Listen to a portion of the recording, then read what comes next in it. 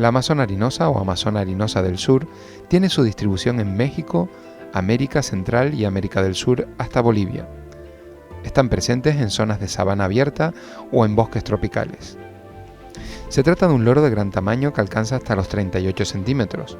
De color verde, la especie nominal tiene amarillo en la parte superior de la cabeza, en ocasiones con algunas plumas rojas.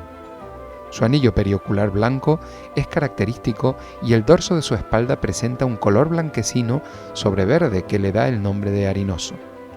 Se alimenta de frutos, flores y néctar de gran variedad de especies de árboles propios de su ecosistema. No todos los ejemplares llegan a ser buenos imitadores a pesar de que vocalizan frecuentemente. Sus poblaciones han estado en declive por las capturas y la transformación del hábitat. Es un ave apreciada como animal de compañía y no es frecuente su reproducción bajo cuidado humano.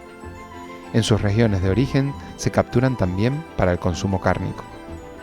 Esta especie se reproduce en Loro Parque Fundación, la mayor reserva genética viva de loros del mundo, y puede verse en Loro Parque Animal Embassy.